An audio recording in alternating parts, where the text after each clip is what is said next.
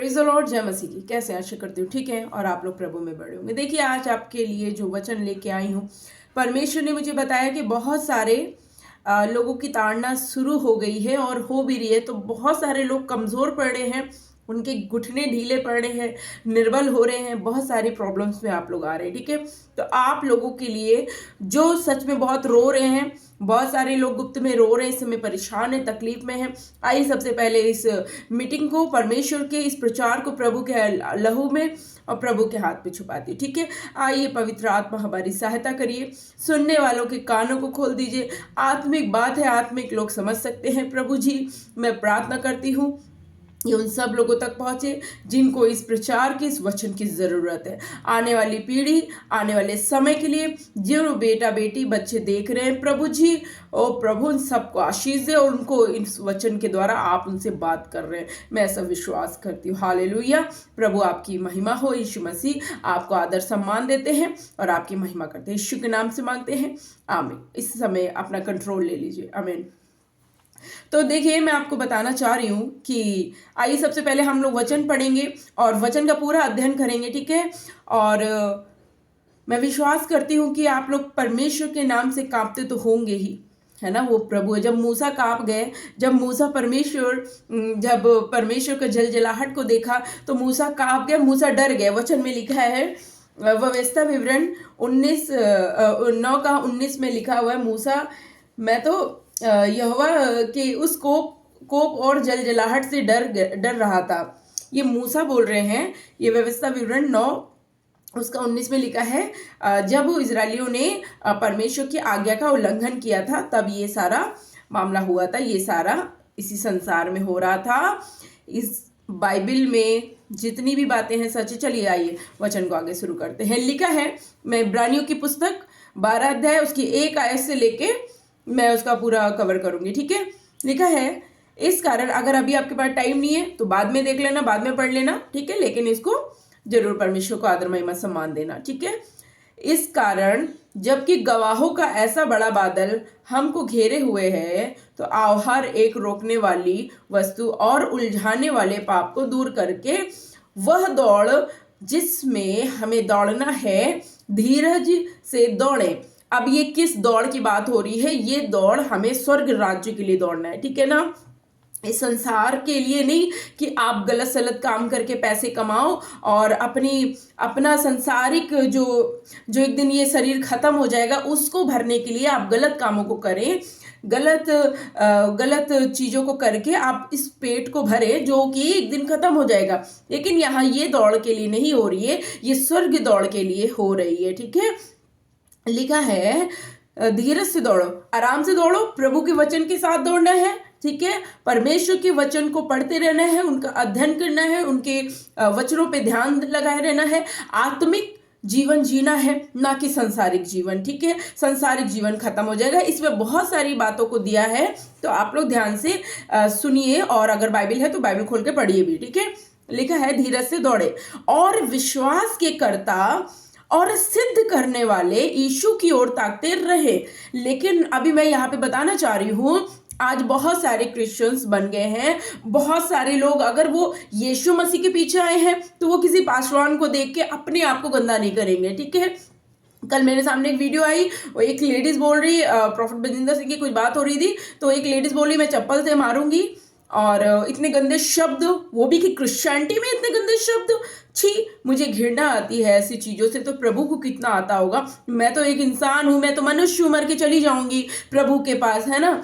लेकिन प्रभु को कितनी घृणा आती होगी जब मसीह लोग ऐसे गंदे शब्दों को इस्तेमाल कर रहे हैं चप्पल के विषय में, कि चप्पल मारेंगे तो घिनौने काम कर रही। Oh my God, oh my God, बहुत घृणित बात है कि मसीहत इतनी घिनौनी बातों को कर रही है कि प्रभु को भी घृणा आ रही है इन चीजों से। और प्रभु इन वचनों के द्वारा आज आपसे बात कर रहे हैं। जी हाँ, आज आपसे बात कर रहे हैं। देखो क्या लिखा है, और ताकते रहें जिससे उस यीशु मसीह की ओर हमें ताकना, ना कि किसी प्रॉफिट, ना किसी सेवक, ना किसी प्रीचर के सामने, क्योंकि हम भी प्रभु को जवाब देना है। ठीक है ना, हमें भी जवाब देना है। तो आपको मुझे देख के नहीं प्रभु के पीछे चलना है। हाँ, मेरे जीवन से जो भी प्रभु की गवाही है वो अच्छी बात है, प्रभु का महिमा हो। प्रभु ने मेरे जीवन को बदला है, प्रभु ने मुझे पाप से निकाला है, प्रभु ने मुझ पर दया करी है। यदि वो दया ना करता तो शायद आज मैं भी नरक की आग में जलने के लिए रेडी हो गई होती, लेकिन ये बस प्रभु की दया है और मैंने अपना समर्पण किया प्रभु को। ठीक है ना, तो देखो आगे क्या लिखा है कि अब आप लोग को क्या करना है, आपको प्रभु को अपने आप को समर्पण करना है। लिखा है, और विश्वास के कर्ता और सिद्ध करने वाले यीशु की ओर ताकते रहें, जिसने उस आनंद के लिए जो उसके आगे धरा था, लज्जा की कुछ चिंता ना करके क्रूस का दुख सहा और समझ और परमेश्वर के सिंहासन की दाहिनी ओर जा बैठा। कहाँ बैठा? परमेश्वर के सिंहासन की ओर। वो क्रूस के, वो लजाया नहीं जब उसे लोग व्यभिचारी की औलाद बोल रहे थे, जब यीशु मसीह को गालियां दे रहे थे, वो लजा नहीं रहे थे, वो अपने इधर से सुन रहे थे, इधर से निकाल रहे थे। उन्होंने किसी को कोई जवाब नहीं दिया, उन्होंने ऐसा कुछ बोला नहीं, वो चुपचाप ऐसे मुंह बना के नहीं लटका के बैठ गए, रोना धोना नहीं मचा रहे थे। वो सच्चे परमेश्वर के आज्ञाओं को मान रहे थे। हालांकि वो खुद ही यीशु मसीह ही परमेश्वर के पुत्र थे, और मैं बहुत ही भाग्यशाली हूँ कि मुझे यीशु मसीह जैसे परमात्मा परमेश्वर मिले, जो मेरे जीवन को बदल दिया जिन्होंने। मैं बहुत ही आनंदित हूँ कि मुझे यीशु मसीह जैसे परमेश्वर, जो सच्चा परमेश्वर है, मैं भी कभी नहीं जानती थी उन्हें, लेकिन मैंने भी जाना प्रभु को। जब मुझे प्रभु ने पुकारा तब मैंने भी प्रभु को जाना, और सच में प्रभु ने मेरे हृदय को छू लिया और मुझ पर अपना प्रकाश किया, और अंधकार में ज्योति चमक उठी।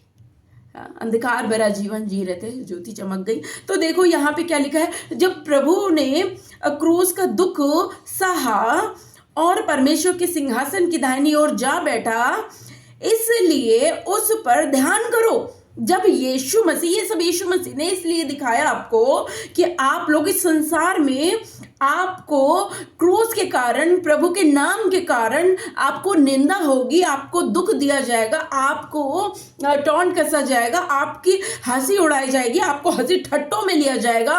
लेकिन यहाँ पे प्रभु बता रहे हैं हमें इन बातों की चिंता नहीं करना, क्योंकि यीशु मसीह जो हमारा पिता है, जो इस संसार के परमेश्वर हैं, जिन्होंने इस संसार को रचा, वो ही हमें ये जीवन सिखा के गए। तो हमें किसी की बातों पे ध्यान नहीं देना है, हमें किसी भी बातों को ध्यान नहीं देना, ये आपकी परीक्षा है। आगे देखो क्या लिखा है, इसलिए उस पर ध्यान करो जिसने अपने विरोध में पापियों का इतना विरोध सह लिया। मतलब पापी लोग ही पापियों का विरोध सह लिया, मतलब पापी लोग ही प्रभु यीशु मसीह को क्रूस पे चढ़ा रहे। वो तो चढ़ाना था, लेकिन प्रभु ने किसी को कुछ नहीं बोला, किसी को कुछ नहीं बोला, और वो चुपचाप सह लिया। और आज हमें और आपको कितना दुख दिया जाता है, इतना दुख दिया जाता है। तो क्या हम यीशु मसीह को छोड़ के हम संसार की शारीरिक काम करने लग जाए? शारीरिक काम क्या है? अब जैसे कि हमें किसी ने बोला कि तू बहुत वैसी है, तो हम भी पलट के बोल दे हाँ नहीं, तो हमें क्या बोलना है? ओके, परमेश्वर से आशीष दे, हमें वहां से कट लेना है, हमें वहां पे बैठना नहीं, हमें ये सुनना नहीं है, हमें अपना काम करना, हमें वो दौड़नी है जिसके लिए हम इस संसार में आए। हमें स्वर्ग राज्य में हर हालत में प्रवेश करना है। इसलिए शैतान आपको संसार के, अब संसारिक लोग क्या कर रहे हैं, क्या कर रहे हैं? लड़ाई झगड़ा, ईर्ष्या, क्रोध, विरोध, व्यभिचार, डींग मारना, है ना, गलत तरीके से पैसे कमाना, गलत तरीके से किसी स्त्री को देखना, स्त्रियां पुरुष को देखने, गलत तरीके से पहनावा पहनना, गलत तरीके से, ये ही है संसारिक काम और शरीर के काम। क्योंकि स्वर्गीय देह जो है, अगर हमें स्वर्ग राज्य में प्रवेश करना है तो हमें इस संसारिक बातों पे ध्यान नहीं देना है, हमें पवित्रताई का जीवन जीना है। इस वचन में सारी बातें लिखी है जो मैं आपको बता रही हूं। फिर लिखा है, विरोध सह लिया कि तुम निराश होकर साहस ना छोड़ दो। यीशु मसीह ने, अगर आज हम ये सह रहे हैं तो इससे पहले हमारे प्रभु यीशु मसीह ने इस बात को सह लिया ऑलरेडी। यह हमारे लिए उदाहरण है, सृष्टिकर्ता परमेश्वर ने हमें ये उदाहरण दिया है। कि हमें इन बातों का हमें ये सोचना है, हमारे सामने वो ताज होना चाहिए स्वर्ग में जो रखा है मुकुट, जो हम इन संसार से जब जाएंगे, जब हमें इस पाप भरी दुनिया से प्रभु ले जाएगा, और जब हमें स्वर्ग राज्य में स्वर्गदूतों के सामने जब वो ताज पहनाया जाएगा, हमें उस दौड़ दौड़नी है, हमें उसकी निगाहों को रखना, उस चीज को अपने सामने रखना है, हमें उस चीज को अपने सामने रखना है। तो इन बातों को इग्नोर करना है हमें। आगे क्या लिखा है, साहस ना छोड़ दो, तुमने पाप से लड़ते हुए उससे ऐसी मुठभेड़ नहीं की कि तुम्हारा लहू बहा हो। यीशु मसीह का लहू बहाया गया। हमें क्या है, हमें टॉर्चर किया जाता है, हमें संसारिक बातें बोल दी जाती है, हमें गलत सलत शब्द बोला जाता है, ताड़नाएं दी जाती हैं संसार के, क्योंकि उनमें दुष्ट आत्माएं हैं, उनमें दुष्ट आत्माएं हैं, जो उनके अंदर घुस के दुष्ट आत्माएं, उन मनुष्यों के अंदर दुष्ट आत्माएं घुस के आपको, जो प्रभु ने जिन्हें बुलाया है, उन्हें वो परेशान करना चाहती है कि आप भी वही काम करें और उस फल को खो दें जो आपके लिए स्वर्ग राज्य में रखा है। इसीलिए हर दिन हमें प्रभु के वचन की और प्रभु की सामर्थ्य की आवश्यकता है, प्रभु की सामर्थ्य की आवश्यकता है। और आज मसीह समाज यही कर रहा है, संसारिक जीवन जी रहा है, क्योंकि प्रभु के भेड़े प्रभु का शब्द सुनते हैं। परमेश्वर ने ऐसा बोला, यीशु मसीह ने, मेरे भेड़े मेरा शब्द सुनती है। यदि आप सच्चे परमेश्वर के भेड़ हैं तो प्रभु की आज्ञाओं को आप सुनेंगे और प्रभु के पीछे चलेंगे, क्योंकि वही सच्चा परमेश्वर है। हमें संसार से प्रेम नहीं करना है, हमें मेल मिलाप रखना है, हमें अच्छा काम करना है, क्योंकि बाइबल में कोई भी बुरी बात नहीं लिखी है, ठीक है। हमें अच्छा जीवन जीना है, हमें बुराई का जीवन नहीं जीना है भाई, क्योंकि हमें वो ताज नहीं खोना है। उस दौड़ को उसके अपने सामने रखो। पौलुस भी बोलते हैं, मैं उस दौड़ के उस सामने देके चला जा रहा हूं ना। तो आगे क्या लिखा है, इसलिए उस पर ध्यान करो जिसने अपने विरोध में पापियों का इतना विरोध सह लिया कि तुम निराश होकर साहस ना छोड़ दो। तुमने पाप से, है नहीं, हम पढ़ चुके। फिर आगे लिखा है 5वें में, और तुम उस उपदेश को जो तुमको पुत्रों के समान दिया जाता है भूल गए हो। यहां पे उपदेश जब दिया जा रहा है, जब आपको इन आज्ञाओं को दे दिया गया है, आपके संग कुछ भी बुरा होता है तो परमेश्वर के उस उपदेश को ध्यान दीजिए, याद करिए प्रभु की प्रोमिसेस को, याद करिए प्रभु के वादे को। परमेश्वर व्यवस्था विवरण 28 अध्याय और 32 अध्याय आप जो भी पढ़ोगे उसमें साफ साफ लिखा है, जो कोई प्रभु की आज्ञा को मानेगा, जो परमेश्वर के पीछे चलेगा, वो आशीषित होगा। आगे क्या लिखा है, हे मेरे पुत्र, प्रभु की ताड़ना को हल्की बात ना जान। अब यहां प्रभु आपकी ताड़ना करेंगे। कई लोगों को परमेश्वर खुद इस्तेमाल करते हैं कि भाई ये मेरे पीछे चल पाएगा कि नहीं पाएगा। आपकी परीक्षाएं होंगी, जी तोड़ की परीक्षा होगी। यदि देखो कुछ लोग तो पास हो जाते हैं और कुछ लोग को लगता है हमने यीशु मसीह विश्वास कर लिया, इसीलिए भाई हमारे ऊपर ऐसी परीक्षाएं आ रही हैं, हमारे पे ऐसे, भाई वो लोग भाग जाते हैं, वो भाग जाते हैं, उनके विषय में लिखा हुआ है यहाँ पे। लेकिन जो अपने पिता से प्रेम करता है वो अपने पिता को छोड़ के भागता नहीं है। आगे क्या लिखा है, लिखा है बात जान, और जब वह तुझे घुड़के तो साहस ना छोड़। जब परमेश्वर आपको डांटे तो आप ऐसा नहीं कि आप पीछे हट जाए, ऐसा नहीं करिए।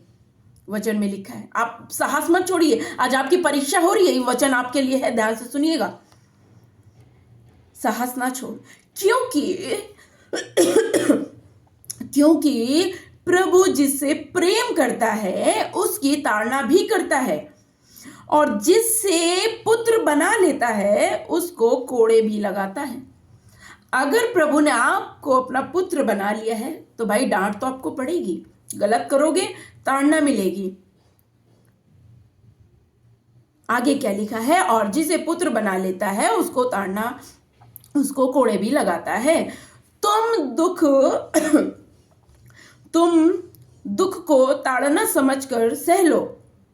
परमेश्वर तुम्हें पुत्र जानकर तुम्हारे साथ बर्ताव करता है। वह कौन सा पुत्र है जिसकी ताड़ना पिता नहीं करता?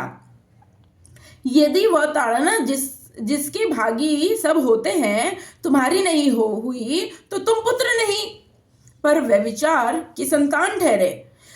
यदि आपकी ताड़ना नहीं हो रही है, आप गलत काम कर रहे हो, आपकी लाइफ में कुछ भी वो ऐसा नहीं दिख रहा है, तो परमेश्वर आपकी ताड़ना नहीं कर रहा है, परमेश्वर की नजर नहीं पड़ी आप पे।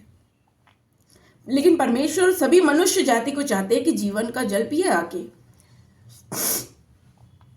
लेकिन जो इस संसार का बाप है, जो शैतान है, वो नहीं चाहता है। वो चाहता है आप सब लोग उसके संग नरक जाओ। हाँ, मजाक बात नहीं है ये। आगे क्या लिखा है?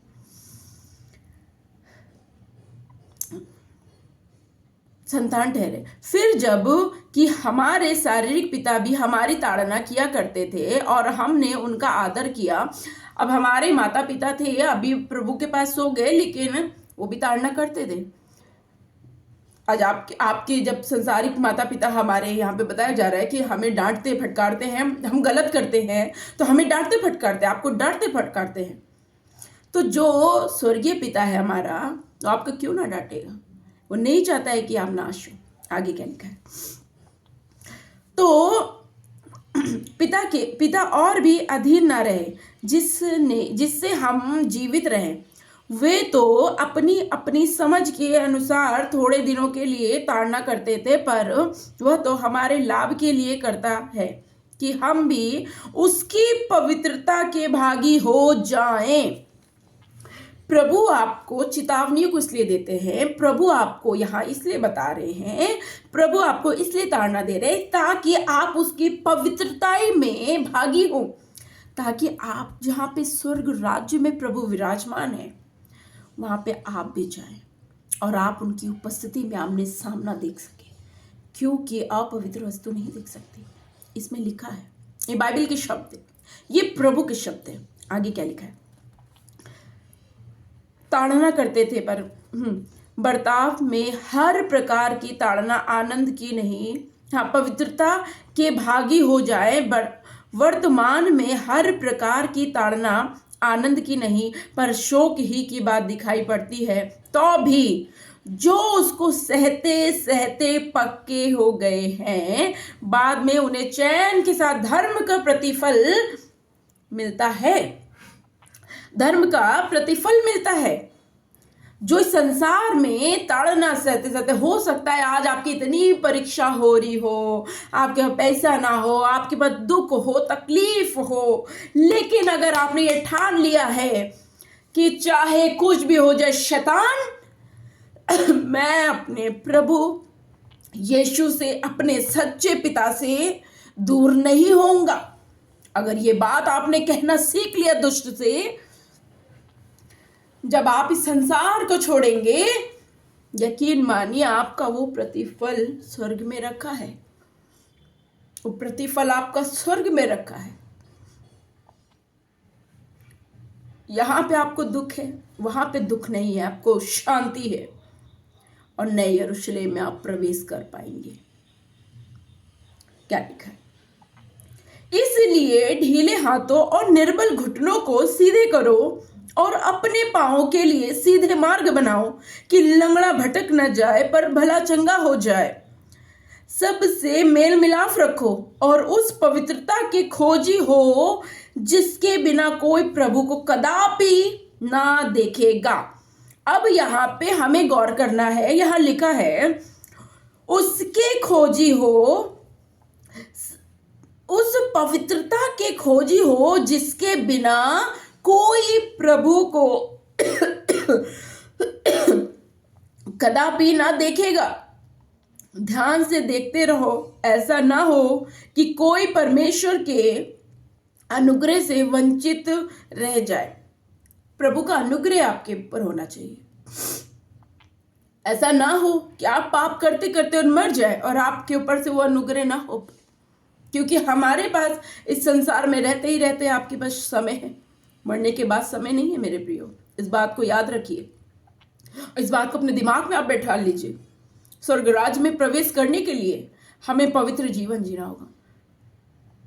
हमें हर दिन परमेश्वर के क्रूस के सामने जाना है, हमें हर दिन पश्चाताप करना है, हर दिन अपने गुनाहों की क्षमा मांगनी है, क्योंकि हर दिन आपसे पाप होगा। मैं नहीं बोलती कि आज आप पाप की क्षमा मांग लो और आप डायरेक्ट स्वर्ग पहुंच जाओगे सरसराते हुए, ऐसा नहीं होगा। जब तक इस संसार में है आपसे गलतियां होंगी, बट वो बार बार गलतियां नहीं करिए, है ना। ऐसा नहीं है कि आज कर दिया सॉरी सॉरी सॉरी, कल कर दिया सॉरी सॉरी सॉरी, ऐसा नहीं होता है। उस चीज पे हमें चलना भी है, उस चीज पे हमें चलना भी है ना। और प्रभु का अनुग्रह मांगना है, क्योंकि बिना उनके अनुग्रह के हम कुछ नहीं कर सकते। आज हर एक सेवक से गलती होती है, कोई सेवक कोई पवित्र नहीं है, मुझसे भी गलतियां होती है, मैं क्षमा मांगती हूं। तो आगे क्या लिखा है, ध्यान से देखते रहो, ऐसा ना हो कि परमेश्वर के अनुग्रह से वंचित रह जाए या कोई कड़वी जड़ फूट कर कष्ट दे और उसके द्वारा बहुत से लोग अशुद्ध हो जाएं। आपके अंदर कोई ऐसी कड़वाहट नहीं होनी चाहिए, है ना। अशुद्ध करने वाली बातें नहीं होनी चाहिए। ऐसा ना हो कि कोई जन व्यभिचार या एसाफ के समान अधर्मी हो, जिसने एक बार के भोजन के बदले अपने पहलौठे होने का पद बेच डाला। एसाफ को भूख लगी और उसने बस खाने के लिए जो परमेश्वर ने उसके लिए रखा था उसे बेच दिया। कहीं आज आप भी तो नहीं इस संसार की अभिलाषाओं को पूरा करने के लिए आप अपने पद को तो नहीं बेच रहे? कहीं आप वो सेवक तो नहीं है कि प्रभु के नाम को बेच के पैसा कमा रहे? क्योंकि वचन में तो लिखा है प्रभु फ्री में देने वाला परमेश्वर है। मैं अभी आपको बताऊंगी उस वचन को भी, मैं बताऊंगी, बने रहिए मेरे साथ ना। उसने क्या किया, उसको भूख लगी, भूख लगी। आज आप भी तो नहीं, शैतान आपको एक तरफ आपकी परीक्षा हो रही है, दूसरी तरफ शैतान दिखा रहा है ये देख रखा हुआ है, बस तुझे ये काम करना है, बस तुझे ये काम करना है। अगर आप ऐसा कर रहे हैं तो याद रखो उस चीज को खो दोगे, उस फल को खो दोगे आप। शैतान आपको बहुत सारी अभिलाषाओं को दिखाएगा। हमें खंडन करना है, हमें डांटना है, शैतान दूर हो जा, क्योंकि मैं स्वर्ग राज्य में प्रवेश करने के लिए संसार में हूं। ठीक है, आगे क्या लिखा है, हालेलुया। क्योंकि बाद में उसने मन खोजने पर भी मन फिराव का अवसर उसे ना मिला। तुम तो उस पहाड़ के पास जो छुआ जा सकता है, मैं इसके आगे से पढ़ूंगी, ठीक है। पर और वह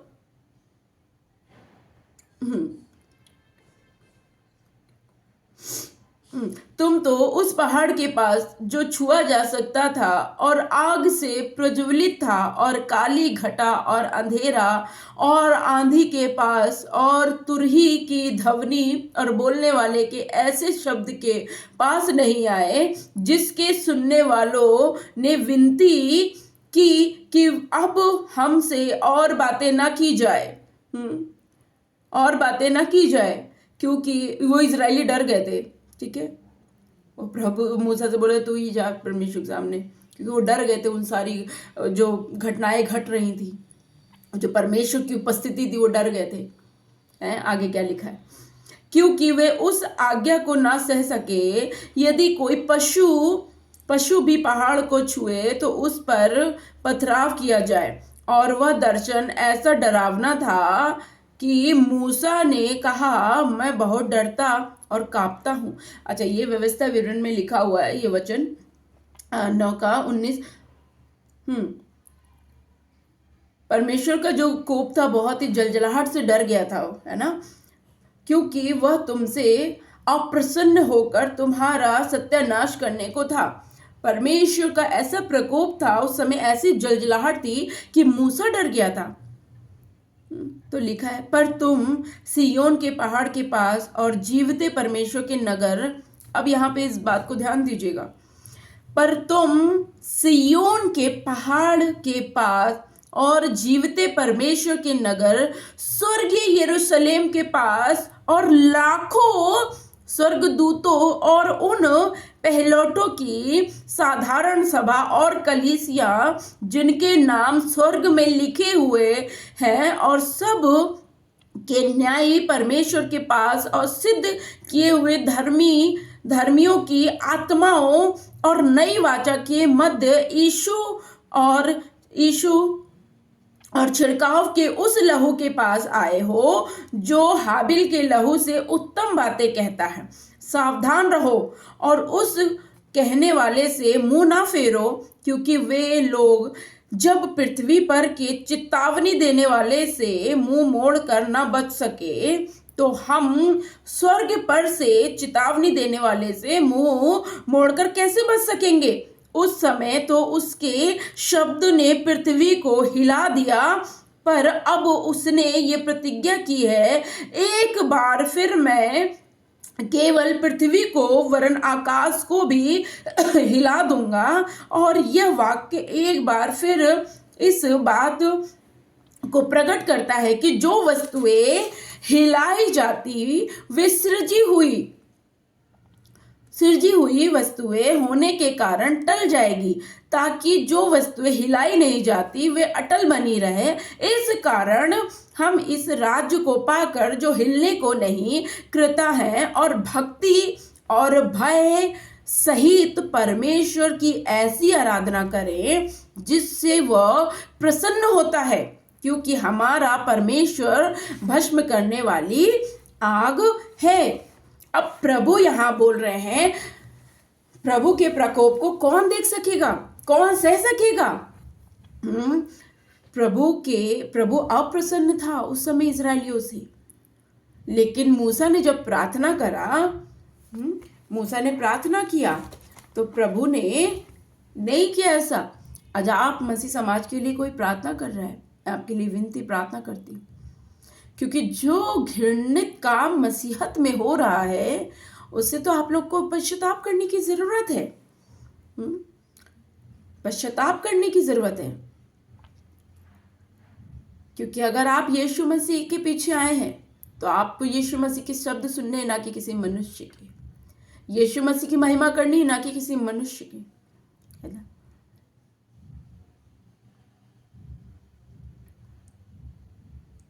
इसलिए उस राज्य के लिए दौड़ो, अपने अपराधों की गुनाहों की क्षमा मांग के, ताकि हम स्वर्ग राज्य में प्रवेश कर सकें, है ना, ताकि हम परमेश्वर के पास दोबारा जा सके, जहां से प्रभु ने अदन की वाटिका से निकाल दिया था, मनुष्य को फेंक दिया था बाहर, क्योंकि उन्होंने आज्ञा नहीं मानी। और जो लोग बोलते हैं सिर्फ यीशु मसीह में विश्वास करने से आप स्वर्ग राज्य में प्रवेश कर जाएंगे, तो आप गलत कह रहे हैं। बिल्कुल आप उस पर विश्वास करेंगे, लेकिन आपको कर्म भी करना है, क्योंकि बाइबल के वचन में लिखा है, प्रकाशित वाक्य 21 उसकी 27 आयत में, परंतु उसमें कोई अपवित्र वस्तु या घृणित काम करने वाला या झूठ का गढ़ने वाला किसी रीति से प्रवेश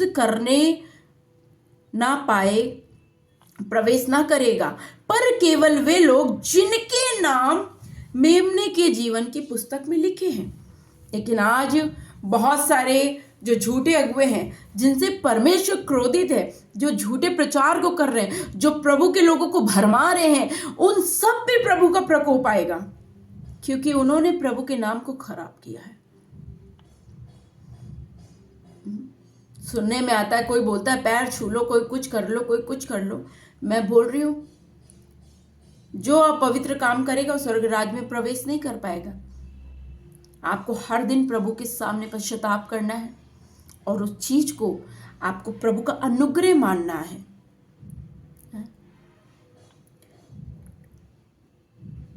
क्योंकि प्रभु आने वाले हैं, लिखा है, देख मैं शीघ्र आने वाला हूं। धन्य है वह जो इस पुस्तक की भविष्यवाणियों की बातें मानता है, जो इस पुस्तक की बातें मानता है। और मैंने इस पुस्तक के बाहर कोई भी बात नहीं करी है।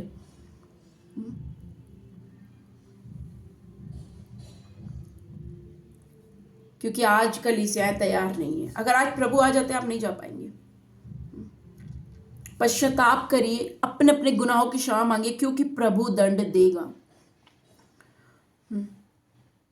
क्योंकि जिनके नाम मेमने के जीवन की पुस्तक में लिखे, वे ही प्रवेश कर पाएंगे स्वर्ग राज्य में, अदरवाइज कोई नहीं कर पाएगा। आप चाहे जितने भी बड़े पास्टर हों या प्रॉफिट हो या सेवक हो, नहीं। जो कोई आज्ञा नहीं मानेगा, नहीं। देखिए, आप पाप करोगे, यहाँ पे आपको दंड तो मिलना ही है, क्योंकि प्रभु वो परमेश्वर है, वो घृणित कामों से घृणा करता है। क्योंकि हम नूह के जीवन से देख सकते हैं, नूह के जीवन से हम देख सकते हैं क्या लिखा है, नूह के जीवन से हम देख सकते हैं, क्योंकि हमें दिखता है नूह के जीवन से।